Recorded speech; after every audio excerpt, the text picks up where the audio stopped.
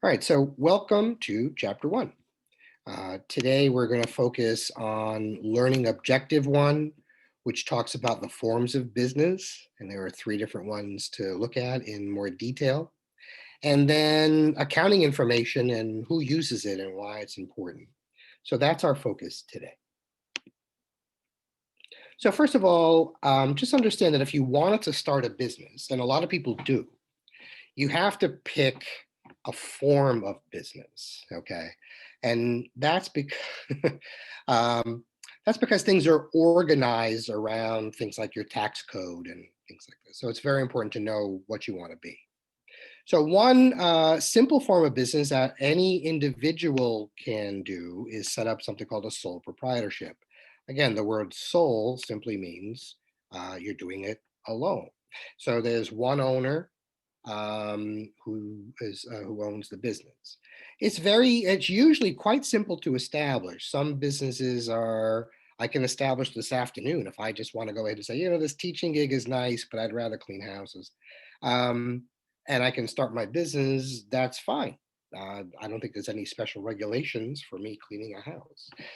Same thing if I wanted to slap a plow on my Honda Civic and stop plowing snow, assuming we get snow. I can do that. There's nothing stopping me. Although I might not be able to move my Honda Civic very, very far. But nonetheless, these are the things that I can do without a problem. It's very simple. It's that easy to start. However, there's certain businesses I can't start right away. They're still simple to establish, but there's a couple of check boxes I have to do. If I wanted to start a restaurant, for example, I'm going to have to go through and make sure that I have my health permits and other types of inspections are done before I can open. And so there's certain regulations in place before I can actually say I'm a restaurant owner and I have, all the stuff come on in. There's regulation I have to make sure I check. Same with certain professions. If I want to open up a barber shop because I think I can cut hair very well, I'm going to have a hard time doing that because barbers have to be licensed by the state to legally do that. And so I'm going to have to go ahead and take the appropriate course, take the test to be a licensed barber or whatever they're calling them today, before I can actually open up my particular barbershop. And so, yeah, but most of the time it's relatively easy to establish in that regard. I'm the only owner, so I control everything, right? I decide the hours, I decide the policies, I decide if I'm going to hire anybody. I mean, you know, that's the benefit of working for yourself. However, of course, you also have a lot of responsibilities because it is your business and only your business. And so if you're not, setting things up and organized and on top of things, your business might not last very long. So you have all that power and control, which is wonderful, but you also have all that responsibility, which is sometimes not so wonderful. Another thing that's important is as a sole proprietor, there's no distinguishing in the law between me, the person, and me, the business. Okay, so if I were a barber and I had Mike's barbershop, and I was a sole proprietor, the law doesn't see any difference between me, the person, and me, the business. So if I had a problem where I would get sued from a professional perspective because I maybe did a bad haircut for a lawyer, and they wanted to sue me for something, or I was shaving someone and accidentally, cut their throat and they died. These types of things, I will say it, shit happens, right? You never know. Well, under the law, there's no difference between Mike the barber and Mike the person. And so Mike, the whole person, gets sued. Okay. Which means not only are my business assets potentially up for grabs, but all my personal assets are too. Because again, under the law, there's no distinguishing between the two. However, if I make a profit, on the other side of things is an advantage.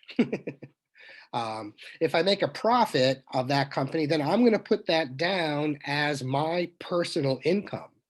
And that means that I'm going to be taxed as an individual. And individual tax rates start at 10% and go up from there. So I'm going to start at a very low tax rate and move up from there. So I'm going to have some tax advantages over another form of business. All right. So that's a sole proprietorship. One of the things that's the limits of a sole proprietorship too, that's not on here, is really about money. If you start a business, you're going to be, and you're the owner in a sole proprietorship, you have to fund it. You have to have money to fund that business. And it's really kind of up to you to get all that stuff. So whatever credit you have and how else you can grab money to get into that business, you're on your own. And that's one of the major drawbacks of a sole proprietorship is oftentimes they will run out of money because the person who owns it is tapped. They don't have any other credit. They can't get another loan. They don't have any more money. They're done.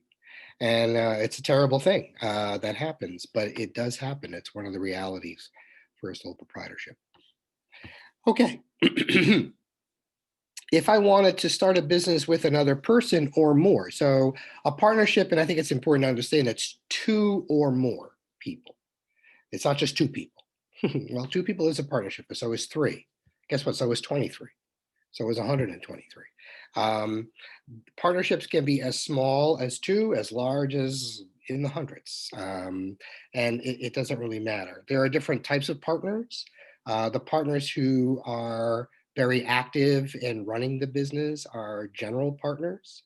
And then there are partners who basically are just basically investors. They own the business because of their investment in the business, but they don't actually participate in the business. Those are limited partners.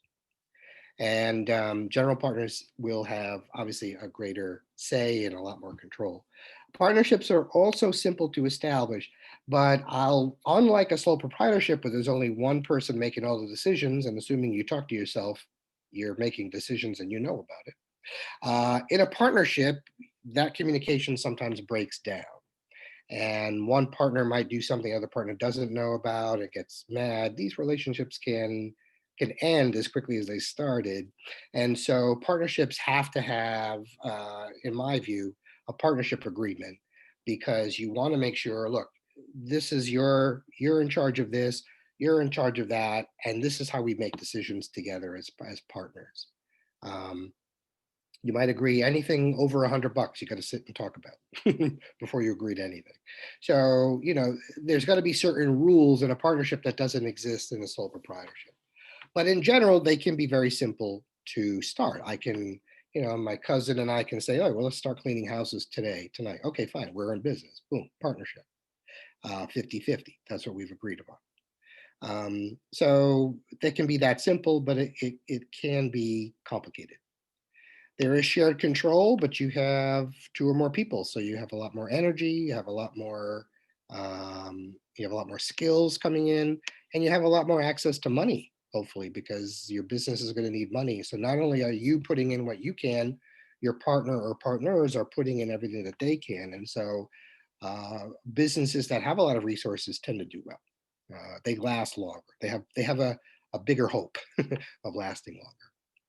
But partnerships like sole proprietorships, there is no difference between the partner and the individual. So there's a lot of liability there. So if one partner does something that hurts the business, then the partnership could get sued. And again, under the law, there's no distinguishing, like I said earlier, Mike the person from Mike the business partner. I'm one and the same legally. So that means I'm going to get sued, and everything about me is going to get sued, according and with my partner. So so that's the risk for partnerships as well, is that there's this unlimited liability like in a sole proprietorship. However, like a sole proprietorship, if we are successful at a business and we make a profit, then our profit is going to be put down on our income taxes as our own personal income. And so our personal income is going to be taxed as an individual, like I said, starting at 10% and going up from there. So there are tax advantages similar to the sole proprietorship. So these are two of the forms of business that are relatively simple to start. What takes a little bit more effort and is the focus of this book is a corporation. Corporations differ in a number of different ways. Number one, a corporation needs to be recognized by the state as a legal entity. So you fill out a form, an application, to create a corporation. And the application can be a little bit cumbersome. So oftentimes you'll need a lawyer to help you with that. Make sure you've had all the I's dotted and the T's crossed and so forth. And there's fees that are involved to start a corporation with that application. But what happens once the state approves your application is now a whole new legal entity has been born, okay? And that is separate from you. Even though I could be Mike the consultant, sole proprietor, or Mike the Consultant Incorporated. I can be the only person, but yet I can be a corporation. What does that do for me? Well, it sets up the corporation is its own entity legally, and I am separate. Just because I'm running the corporation doesn't mean I am the corporation under the law. And so there are some differences and safeguards regarding liability of everything that happened in the business. The corporation can get sued without me personally getting sued, or my personal assets could be at risk. So that's a very important type of thing. Corporations are owned by, the owners of corporations are called stockholders or shareholders. Ownership is broken into shares, and you can have as many shares as you want. The basic application in New York comes with 200 shares of ownership. So in other words, if you create a corporation in New York and it's a basic application, your corporation is broken into 200 shares of ownership by law. Okay. However, you can add to the number of shares. And as you know, if you ever watch the business news and see these public corporations, they have millions and millions of shares of stock. So corporations can be relatively small in terms of shareholders or relatively large in terms of shareholders. Okay. One of the benefits to being a corporation and having the ability to issue more shares of stock is you can raise money because you can sell those shares to investors. Now, the difference is what you see on television, if you watch the business news, these are all corporations that allow the public at large, so you and me, can buy a share of ownership in those corporations. So McDonald's or Disney or Microsoft or Walmart or Netflix or Tesla or Apple, we can be owners of, because these are corporations that are called public corporations. Anybody in the public can be an owner simply by buying a share of stock in the company on one of the exchanges. So it's easy to raise funds when you have a number of different people in the country and in the world who are willing to give money in exchange for ownership. You give money, what you get back is ownership, okay, shares of ownership. So it's very easy to raise money. The other thing too with an owner of a corporation is I can only lose what I put in. So if I started a corporation and I put $10,000 in a corporation, that's the most I can lose as an owner in a corporation. They can't come after my car. They can't come after my house. They can't come after any of my personal stuff.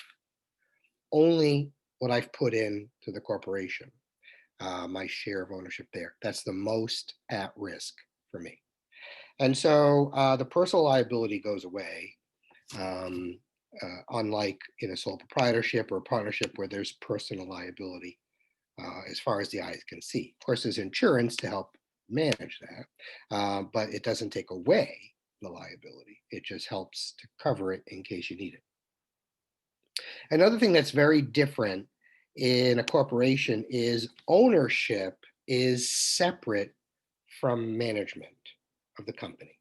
So let's go back to, Mike the barbershop. If I own the barbershop, it's my shop. I'm going to make all the rules and all this other stuff. I set the fees, etc. Well, if I sell it to Zach, Zach is going to go ahead and be the new owner. So they're going to make that person's going to make his or her own rules. And so, etc. Ownership has changed, everything has changed.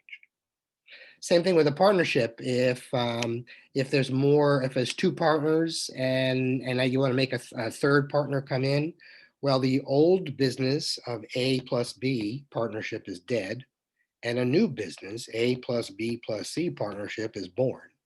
And you have to keep separate records for that partnership because it's new. So everything changes when ownership changes for a sole proprietor in a partnership. That's not true in a corporation. Like I said, McDonald's is a public corporation. Probably a good 8, 10, 12 million shares of ownership or more changed hands in McDonald's today.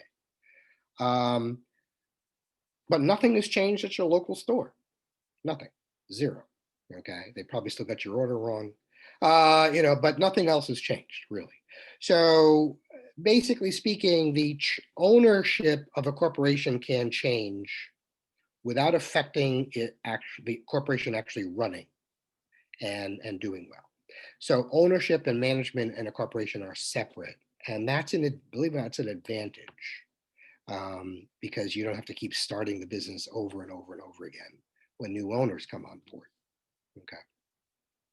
This book looks at things from the form of a corporate, from the corporation.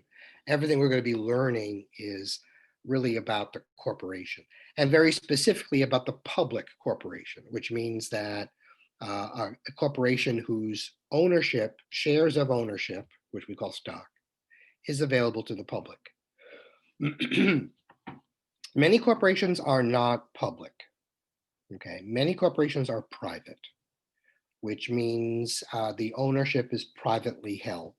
So for example, there's probably a company you know quite well, just because it is quite famous and it is global, called Bose, B-O-S-E. They make sound equipment. You'll also, if you ever watch a football game, all the coaches have Bose headphones on and so forth. It's high quality stuff. Bose is worldwide. It's a global corporation. It's very popular. However, it's a private corporation. You and I, as members of the public, cannot be shareholders in Bose because it's not available to us. So only the owners of Bose Corporation stock know how Bose is doing. Okay. Versus you and I, who we know how Apple is doing because Apple is a public corporation. If you have a public corporation, they need to make their records public. And that's what we're going to be looking at in this class, public accounting, basically. So, so that's important to know. We're going to be looking at public corporations. All right. Good so far? All right. So if there's any questions, you let me know. All right. So I'm going to move on to the users of financial information. Okay. So it's very important to understand that this financial information that we're talking about here is what we're going to be learning about in this accounting class. Okay. So basically speaking, there are a lot of users of accounting information and financial information. Most of those users, well, a lot of those users are on the inside of the company itself. So internal users are people inside the corporation who need to know the financial information. And as you see, all the departments need to know. Management certainly needs to know, marketing, finance department, human resource department, they all need to know financial information. It's very, very important. Management in particular, they make decisions. You see a lot of businesses closing down now, particularly in the retail sector. There's some stores that are closing, some stores that are kept open. How does management make the decision that we're going to close the Kingston Macy's, but we're going to leave the Poughkeepsie Macy's open? Well, because they look at the numbers. They look at the numbers and they say, well, yes, even though the Poughkeepsie Macy's is a little smaller than the Kingston Macy's, they're more profitable. The Kingston is losing money. Macy's in Poughkeepsie is making money. We'll keep the Macy's in Poughkeepsie open. We'll close the Macy's in Poughkeepsie and Kingston rather. So they make those decisions with numbers. They don't really have. They're just like, oh, let's just close Kingston today. They don't wake up that way. They're really kind of looking at numbers. Marketing is very important in terms of prices, right? Because it's marketing that has to support the price points. So you have two different types of companies. Apple, which its price points are very high. Surely, if you're forking out about $1,000 for a phone, better be a damn good phone, right? On the flip side, you have Walmart. That's always low prices, right? So you can go into Walmart, spend $1, come out with a bunch of shit, right? So that's basically this is what the marketing has to support. They have to support the price points in the company, and Apple will always say high quality, the very best, cutting edge, all this other stuff. Walmart will only give you the low price, good selection, some quality. They don't really kind of tout it all that much, but good enough to eat. Let's put it that way. Good enough to wear, good enough to eat. So the marketing has that job. They need to know the numbers, right? That's very, very important. So there's a whole bunch of internal users, internal meaning inside the corporation. Same is true with the external users. External users are users of financial information that are not in the corporation, they're outside of the corporation. And so for that, you have really two major groups, the investors, which are listed twice here. So I guess they must be twice as important. Investors need to know basically how the company is doing, right? Because when you're an investor, you're an owner in a business, what do you want? You want your company to be more profitable, more valuable over time, because as your company is more profitable, as your company is more valuable, you get wealthier. And that's what owners are interested in when they make the investment. And so they need financial information to see, okay, yeah, I'm doing okay, or I'm not doing so well. Should I buy more shares? Should I sell shares? Things like that. They really need financial information to make certain decisions. The other group are creditors. A creditor is a lender. So every time you see the word creditor, you need to think lender. Anyone who lends money is a creditor. Doesn't have to be a bank, can be anybody. So lenders or creditors want to know financial information because the whole purpose of them lending money is to make interest on the money. They want that back with interest. That's their business model. Their business model is based on making loans that give them a high interest return. So they're not interested in lending money and not getting it back. That's not their business at all. So they want to see the financial information to make sure that if they give loans to certain corporations, they're going to get it back with interest on time, no problems. So financial information is used to make those decisions as well. The last thing the chapter talks about, this part of the chapter talks about, is ethics.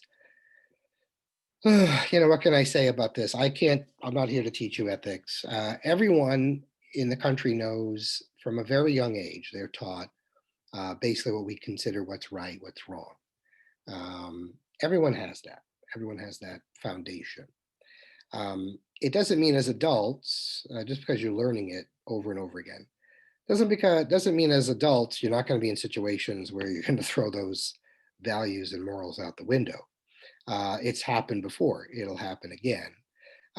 What's very interesting here is that financial information in the United States, in the public markets, and the public market is the stock market is the most famous one. The bond market is another public market for raising money. All those investors look for financial information before they make an investment. And if that financial information is not good because they're lied to, if it's a fraud, if it's lies, our whole system of capitalism falls down.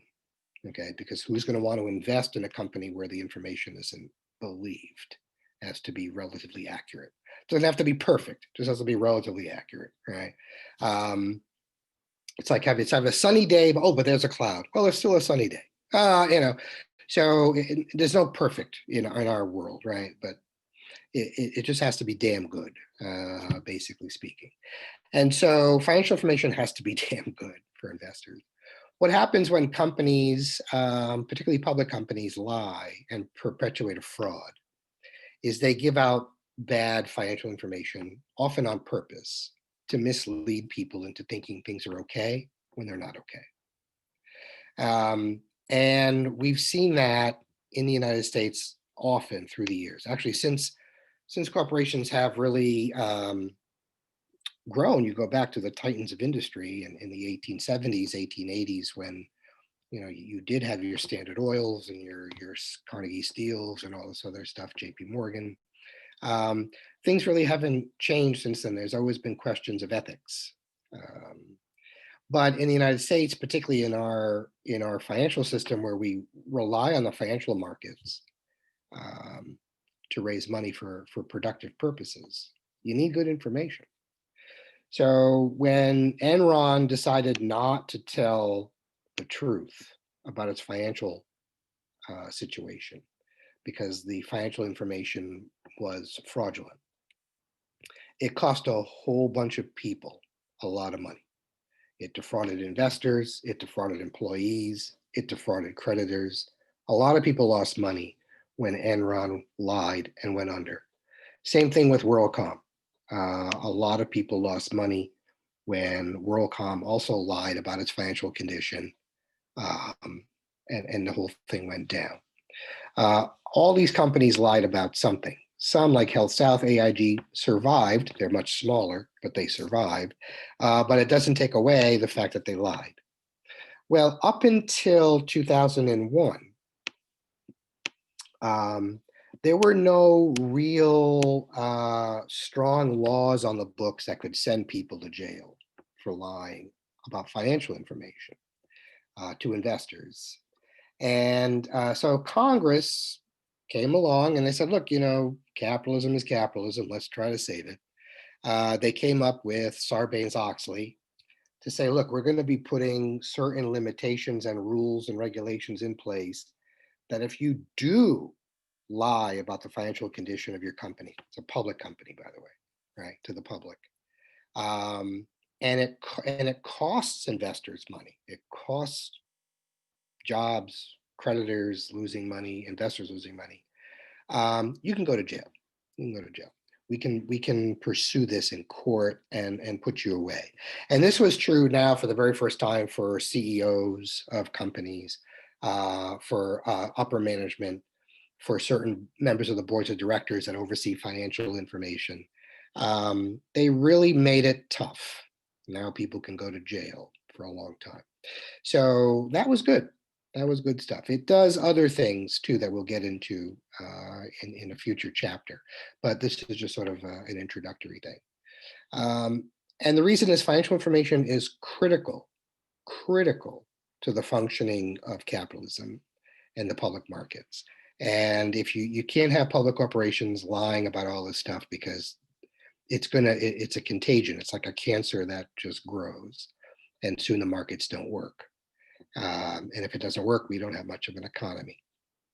So Congress did the right thing. It was way back in 2002, I believe, 2002, 2003, that area. But for the first time, some of these sons of bitches can go to jail for lying about financial information to the public. Is this going on YouTube? I'm sorry? Is this going on YouTube? It is. Why, do you like it?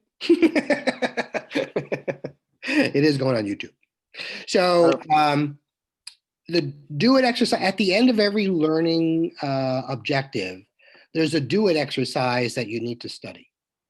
Okay. And I think one of the things that you need to understand is the do it exercise at the end of the learning objective is a summary of the major points. In this case, this is specifically on the forms of business. So here they actually give you a sample problem, And here they actually give you the solution to that problem. Your homework will show certain parts of these as well. You'll actually see these types of questions on your homework. So here you have, in this case, you're looking at organizational characteristics and what form, what business form is it associated with. So again, easy to raise funds.